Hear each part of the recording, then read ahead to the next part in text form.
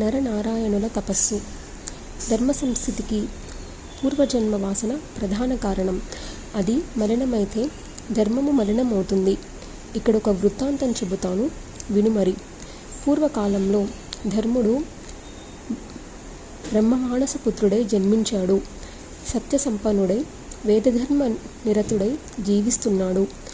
దక్ష ప్రజాపతి కూతుళ్లను 10 మందిని వివాహం చేసుకున్నాడు. గృహస్థాశ్రమాన్ని స్వీకరించాడు. వారికి హరి, కృష్ణుడు, నరుడు, నారాయణుడు అని 4 కుమారులు జన్మించారు. వీరిలో హరి, కృష్ణులిద్దరూ నిత్యము యోగాభ్యాస పరాయణులై కాలం గడుపుతున్నారు. నరనారాయణులు తపఃపారాయణులయ్యారు. హిమాలయాల్లో బద్రికాశ్రమంలో తీవ్రంగా తపస్సు చేస్తున్నారు. 1000 ఏళ్లకు పైగా గడిచింది. తపస్సులలోకెల్లా అగ్రగణ్యులయ్యారు. వీరి తపస్సుల తీవ్రత ముల్లోకాలకు వ్యాపించింది. దేవేంద్రుడికి దడ పుట్టింది. ఎలా భగ్నం చేయడమా అని చాలా రోజులు తీవ్రంగా ఆలోచించాడు. కట్టకడపటికి తానే రంగంలోకి దిగాడు. అతి దారుణమైన కామ, క్రోధ, లోభ, మోహోదలను వెంటబెట్టుకొని ఐరావతం ఎక్కి బద్రికాశ్రమం చేరుకున్నాడు. ప్రత్యక్షమైన బ్రహ్మ విష్ణువుల్లాగా, అప్పుడే ఉదయించిన సూర్యబింబాల్లాగా తపస్తేజస్సులతో విరజిల్లుతున్న నరనారాయణులను చూశాడు. ఏమిటి వీళ్ళ పట్టుదల? తపస్సుతో ఏం చేద్దామనుకుంటున్నారు అని ఆలోచిస్తూ దగ్గరకు వెళ్ళాడు. మహానుభావులారా, ధర్మసుతులు కదా మీరు. చాలా తీవ్రంగా తపస్సు చేస్తున్నారు. ఏమిటి మీ ఉద్దేశం? ఏమిటి మీ ఆకాంక్ష? ఉత్తమోత్తమైన వరం ఇద్దామని వచ్చాను. ఇవ్వకూడదే అయినా ఇస్తాను. అంతగా సంతోషించాను మీ తపస్సుకి. కోరుకోండి అన్నాడు. నరనారాయణులు ఉలకలేదు, పలకలేదు. ఇంద్రుడు మళ్ళీ మళ్ళీ అదే ప్రకటించాడు. చిరచితులై ధ్యానంలో మునిగిపోయిన ఆ జంట మునులను చలనం లేదు. ఇంద్రుడికి రోషం వచ్చింది. మాయామోహిని సృష్టించాడు. వారిపైకి ఉసిగొల్పాడు. ప్రయోజనం లేకపోయింది. సింహాలు, పులులు, తోడేళ్లను సృష్టించాడు. భయపెట్టాలని ప్రయత్నించాడు. ఫలితం లేకపోయింది. ఇక ఏమీ చేయడానికి తోచలేదు. వరదానానికి లుబ్ధులు కాలేదు. సింహశార్దులాలకి భీతులు కాలేదు. మాయామోహినికి మోహితులు కాలేదు. వీరి తపస్సుని భంగపరచడం ఎలాగా చెప్పమా అనుకుంటూ తిరిగి తన మందిరానికి వెళ్ళిపోయాడు. బాగా యోచన చేశాడు. జన్మేజయ, ఆదిపరాశక్తి, సనాతని, సర్వలోకేశ్వరి, పరాప్రకృతి అయిన మహావిద్యను నిష్ఠతో ఉపాసించే వారిని ఎవ్వరూ ఏమీ చేయలేరు. దేవాసురుల మయాలన్నీ ఆ మహామాయ ముందు ఓడిపోవాల్సిందే. చిన్న మాయలు పెద్ద మాయలను ఏమి చేస్తాయి? మహామాయను ఉపాసించే వారికి ఎవ్వరూ ఏ విఘ్నాలు కల్పించలేరు. వాగ్బీజ, కామబీజ, మాయాబీజ మంత్రాలను జపించే వారిని ఎవ్వరూ బాధించలేరు. అయినా దేవేంద్రుడు మోహితుడై మరొక ప్రయత్నం చేశాడు. మన్మధుణ్ణి, వసంతుణ్ణి పిలిపించాడు. రతీదేవితో, అప్సరసలతో బద్రికాశ్రమానికి వెళ్ళి నరనారాయణులను కామతురులను చేయండి అని ఆజ్ఞాపించాడు. సుగంధ పరిమళాలతో, పూల బాణాలతో, ఉంపు సొంపులు, వయ్యారాలతో వారి మనసులను సమ్మోహితం చేసి లొంగదీయండి. ఇది దేవకార్యం. మన్మథ, ఈ ప్రపంచంలో దేవదానవ మానవ జాతులలో నీ బాణాలు తాకిడికి లొంగించరాని వాడు ఎవడు? నీ శక్తి అమోఘం. బ్రహ్మ, విష్ణు, మహేశ్వరులే కాదు, నీ అందానికి సాటి వచ్చే చంద్రుడు కూడా నీ పూల బాణాలకు ఊడిపోయినవాడే. ఇక ఈ నరనారాయణులు ఒక లెక్క. పైగా ఇంతమంది అప్సరసులు నీ వెంట వస్తున్నారు. నిజానికి ఒక రంభ, ఒక తిలోత్తమ చాలు. అసలు నువ్వు ఒక్కడివే సరిపోతావు. అటువంటిది ఇంతమందితో కలిసి వెళుతున్నావంటే ఇక చెప్పేది ఏముంది? జయం మనదే. వెళ్ళిరా, కార్యం నెరవేర్చు. నువ్వు కోరిందల్లా నీకు బహుమతిగా ఇస్తాను. నేను స్వయంగా వెళ్ళి ప్రయత్నం చేశాను. ఫలితం లేకపోయింది.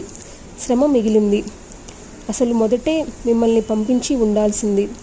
అయినా ఇప్పుడు మించిపోయింది ఏమీ లేదు, వెళ్ళండి అని పంపించాడు. వెళ్ళబోతూ మన్మథుడు ఒక మాట చెప్పాడు. దేవేంద్ర, నీ ఆజ్ఞ ఇప్పుడే నెరవేరుస్తాను. ఆ నరనారాయణులు త్రిమూర్తులలో ఒకరిని గాని, ముగ్గురిని గాని, సూర్యుణ్ణి గాని లేదా మరింక ఏ దేవతనైనా గాని ధ్యానిస్తే చిటికలో వారిని మోహపరిచి తపోభంగం చేసి వస్తాను, సందేహం లేదు. అలా కాక వారు కనుక దేవీ భక్తులైతే మాత్రం నేను చేయగలిగింది ఏమీ లేదు.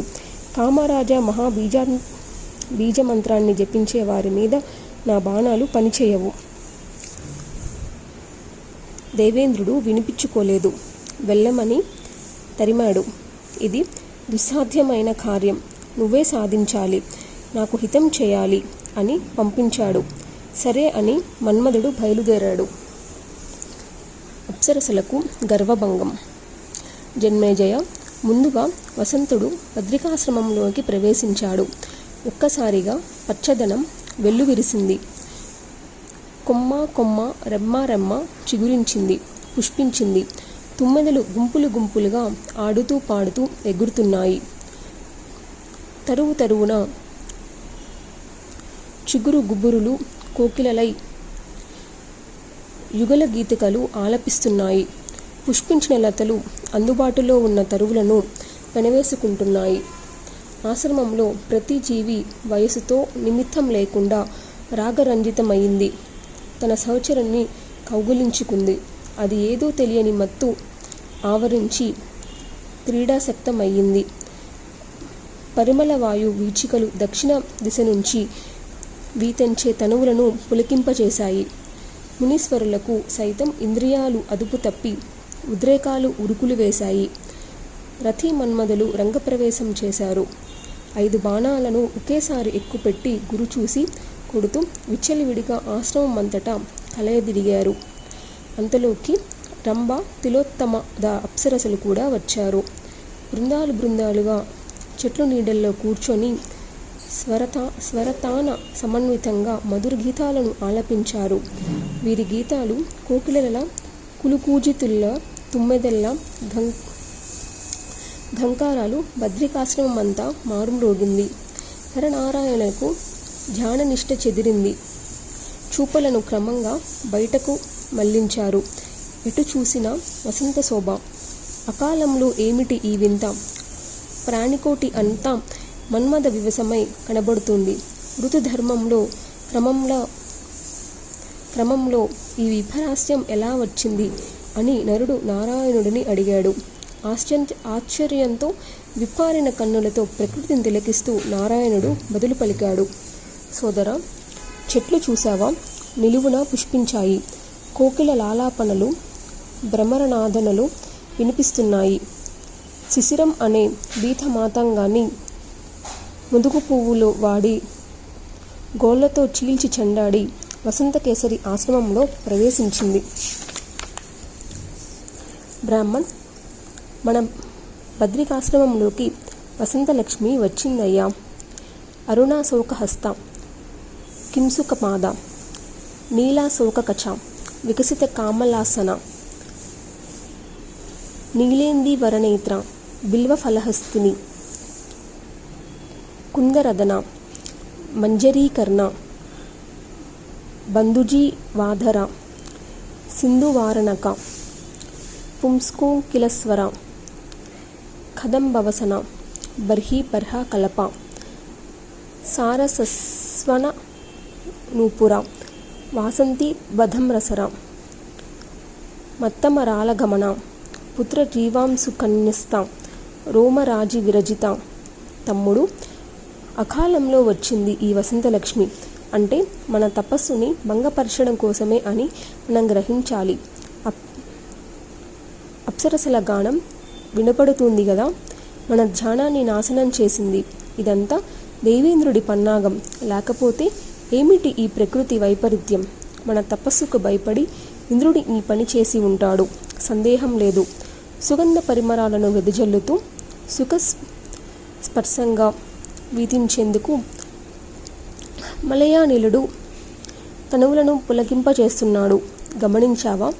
ఇంకా సందేహమా? ఇది నిశ్చయంగా శతక్రతుడి దుశ్చర్యయే. నారాయణుడు ఇలా పలుకుతుండగా బండారం బయటపడిందని గ్రహించిన మన్మథుడు ససైన్యంగా కన్నులకు కనిపించాడు. మేనక, రంభ, తిలోత్తమ, పుష్పగంధ, సుకేసి, మహాశ్వేత, మనోరమ, ప్రమద్వర, గ్రతాచి, గీతజ్ఞ, చారుహాసిని, చంద్రప్రభ, సోమ, విద్యున్మాల, అంబుజాక్షి, కాంచనమాల ఇంకా అప్సరసులు మొత్తం 16,050 మంది కిలకలలాడుతూ కనిపించారు. అద్భుతమైన సంగీతంతో మానవ లోక దుర్లభమైన ఆనందాన్ని పంచిపెట్టారు. నరనారాయణులు ఆశ్చర్యం నుంచి తేరుకోవడానికి ఆట్టే సమయం పట్టలేదు. ఇంతటి సంగీత మాధుర్యాన్ని చెవి చూపించిన మీకు అద్భుతమైన ఆతిథ్యం ఇచ్చి సముచిత రీతిని సత్కరించడం మర్యాద. ఈ పూటకు మీరంతా దయచేసి ఇక్కడే ఉండండి. స్వర్గం నుంచి శ్రమపడి వచ్చారు కదా, కాసేపు విశ్రాంతి తీసుకున్నట్టు ఉంటుంది, ఉండిపోండి అన్నాడు నారాయణుడు. సరే అన్నారు వారందరూ. నారాయణుడికి స్వాభిమానం పొంగి పొర్లింది.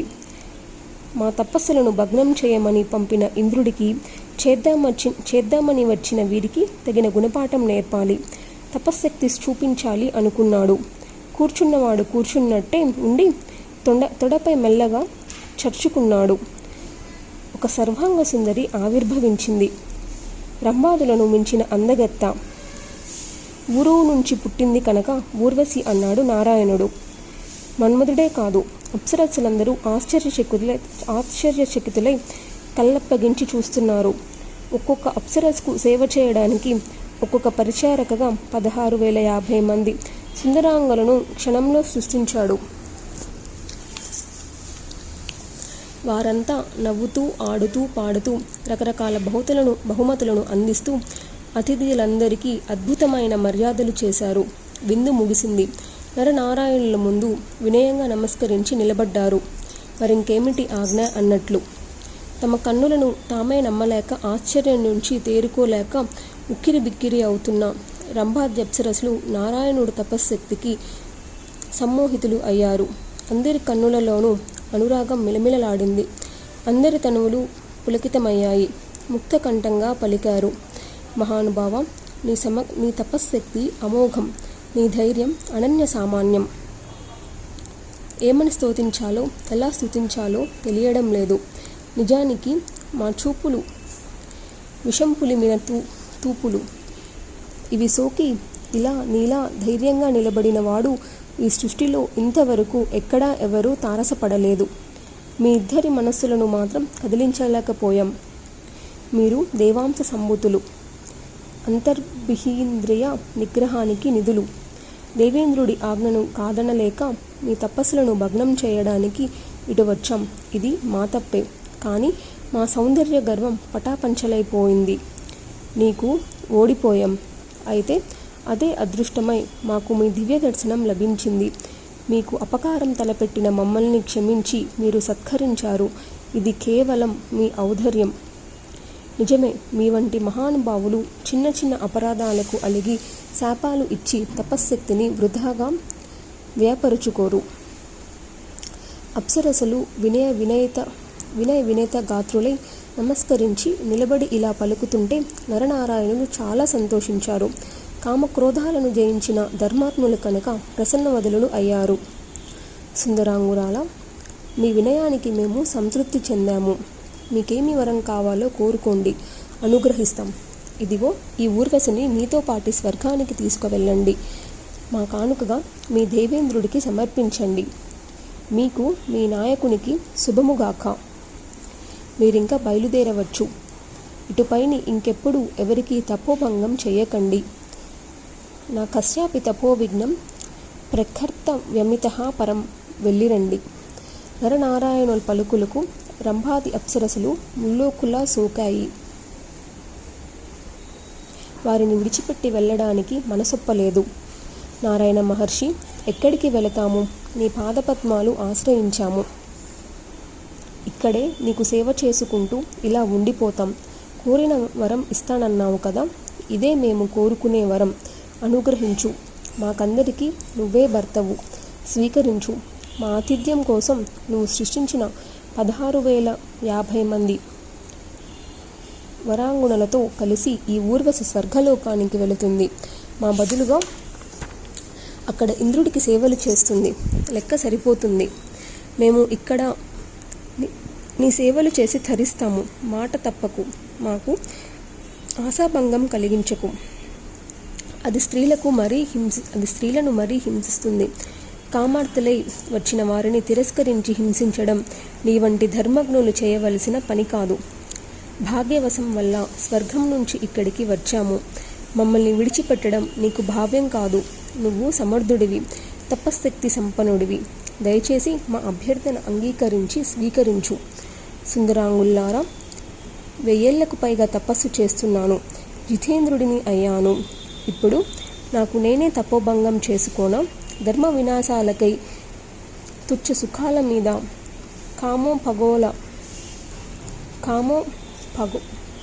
పభోగాల మీద నాకు ఇచ్చలేదు. బుద్ధిమంతుడెవడు పశుధర్మాన్ని కోరుకోడు. నారాయణ మహర్షి, శబ్ద స్పర్శ రూప పర సగంధాలు 5 స్పర్శ సుఖమే ఉత్తమోత్తమైనది అని పెద్దలు చెబుతున్నారు. అది ఆనంద రసమూలం. అంతకు మించిన సుఖం మరొకటి లేదు. కాబట్టి మాకు అదే ప్రసాదించు. వరం ఇస్తానన్నావు, మాట నిలబెట్టుకో. మాతో కలిసి నిర్భర సుఖాలను అనుభవిస్తూ ఈ గంధ మాధవ పర్వతం మీద స్వేచ్ఛగా విహరించు. ఒకవేళ తపస్సుతో స్వర్గానికి పొందుదామనుకుంటున్నావేమో, అది ఈ గంధమాదనం కన్నా అందమైనది, అధిక సుఖదాయకమైనది కానే కాదు. అందరం కలిసి ఇక్కడే క్రీడిద్దాం. అప్సరసులు వేసిన ఈ మెలికకు నారాయణుడు ఉక్కిరిబిక్కిరి అయ్యాడు. ఏమిటి చేయడమా అని ఆలోచనలో పడ్డాడు. వీరిని అంగీకరిస్తే తపస్సు అంతా గంగపాలవుతుంది. సాటి ముని బృందంలో అపహాస్యం ఎదురవుతుంది. ఇంద్రుడికి వీళ్ళకి బుద్ధి చెప్దామని అహంకరించి వరం కోరుకోమని ఇలా కష్టాల్లో ఇరుక్కున్నాను. ధర్మ వినాశనానికి అహంకారమే మొదటి కారణం. సంసార వృక్షానికి అదే మూలం. పెదవి కదపకుండా అలా మౌనంగా ఉండిపోయినా బాగుండేది. పాడి ఆడి అలసిపోయి వీళ్ళ దారిన వీళ్ళు వెళ్ళిపోయుండేవాళ్ళు. బోలెడు తపస్సు వ్యయపరిచి వరాంగులను సృష్టించాను, ఊర్వశిని సృష్టించాను, విందు జరిపించాను. ఇప్పుడు ఇదిగో ఇలా ఇరుక్కున్నాను. వీళ్ళంతా కామార్తులై నన్ను పెళ్లాడతామంటున్నారు. హతవిధి, సాలెపురుగులాగా నా వలలో నేనే చిక్కుకున్నానయ్యా అనుకున్నాడు. ఎలాగొల్లగా వీరిని వదిలించుకోవాలి. తిరస్కరిస్తే అలిగి శపిస్తారు. పైగా మాట తప్పని వాడని అవుతాను. పోని క్రోధం వహిద్దామా అంటే అది కామం కంటే ప్రమాదకరం, లోభం కంటే దారుణం. క్రోధం వల్ల హింస జరుగుతుంది. అది సర్వ ప్రాణకోటిని దుఃఖపెడుతుంది. క్రుధుడు అవుదామంటే నరకారామంలో దిగుడు బావిలో తవ్వుకోవడమే. కొమ్మల రాపిడితో పుట్టిన అగ్ని ముందుగా ఆ కొమ్ములనే ఆ చెట్టును దహించి వేసినట్టు క్రోధం మునుముందుగా క్రుధుడినే నాశనం చేస్తుంది. ఈ చిక్కు నుంచి ఎలా బయటపడాలో తెలియక దీనుడై లోపల మలగ్గులాలు పడుతున్న అన్నగారి మానసిక పరిస్థితిని గ్రహించాడు నరుడు. మెల్లగా ఆలోచనలో పాలుపంచుకున్నాడు. అగ్రజ, నారాయణ, శాంత స్వభావుడివై ఆలోచించు. అహంకారం విడిచిపెట్టు. పూర్వం ఒకప్పుడు అహంకారం కారణంగానే మనం చాలా తపస్సులను నష్టపోయాము. ప్రహ్లాదుడితో ఘోర సంగ్రామం జరిగింది కూడా. ఒక్కసారి గుర్తు తెచ్చుకో. అప్పుడు ఎంతగా దుఃఖించామో. ఇంత తొందరగా మర్చిపోతే ఎలా? అందుచేత క్రోధం జోలికి పోవద్దు. శాంతి చిత్తుడివై వీరికి సమాధానం చెప్పు. తపస్సులకు అన్నింటికీ శాంతి స్వభావమే మూలమని మునీశ్వరులందరూ చెబుతున్నమాట. శాంతత్వం తపసో మూలం మునిభిః పరికీర్తితం. జన్మేజయ, నరుడు ఇలా ఉపదేశించేసరికి నారాయణుడు తేరుకున్నాడు. క్రోధం జోలికి పోకూడదంటే పోకూడదు అని నిశ్చయించుకున్నాడు.